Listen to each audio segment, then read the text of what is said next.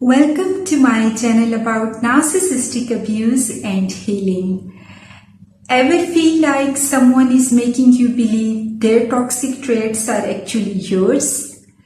Today we are diving into one of the narcissist's sneakiest tactics, projective identification. I'll show you how to spot it and, more importantly, how to protect yourself. Let's start with a real-life example. A therapist juggling 20 patients a week has one particular patient who seems determined to reject every interpretation she offers, insisting that she isn't helping. His constant rejections and criticisms leave the therapist feeling incompetent and worthless, but only with this specific patient. Noticing this isn't a typical reaction she has with others, she consults with her supervisor. The supervisor reassures her that her insights are sound, leaving her puzzled. What's really happening here? Then the therapist has an aha moment. Through transference, the patient is causing her to experience the same emotions he struggles to handle himself. Transference is a phenomena in psychoanalysis where a patient unconsciously redirects feelings and attitudes from their past onto the therapist. In this case, the patient's unresolved issues with his parents are being projected onto the therapist. Throughout their sessions, he belittles and undermines her, mirroring the way his parents treated him during childhood. By doing this, the patient shifts his own feelings of inadequacy and worthlessness onto the therapist. With this realization, the therapist can use these feelings of incompetence and worthlessness as a window into the patient's experience.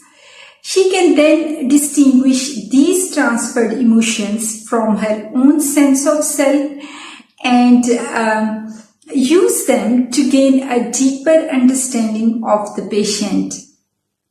This awareness allows her to recognize that these feelings are not hers, but rather a reflection of the patient's internal struggle. In interactions with an energy vampire, a similar process called projective identification can occur. Projective identification is a psychological phenomenon where a person projects their unwanted emotions onto someone else, who then begins to feel and behave in line with those projections. Narcissists use this tactic to shift their disowned negative experiences onto others, making their internal turmoil someone else's burden. This process only works if you allow yourself to be emotionally provoked. Spotting and protecting yourself. Just like the therapist, you can protect yourself by recognizing and understanding what is happening. If you begin feeling emotions such as anger, incompetence, or worthlessness, during interactions with a particular person, consider whether you felt these emotions before the interaction. If not, you might be experiencing projective identification. Almost all accusations from a toxic person are rooted in projective identification. Once you identify the person as an abuser, it is crucial not to believe their accusations. By staying aware of this dynamic, you can maintain your own sense of self and prevent the narcissist's negative emotions from invading your mental and emotional space. When you refuse to believe their accusations and do not defend yourself, You stop their negative feelings from taking hold within you. This practice not only protects you, but also provides insight into the narcissist's inner world.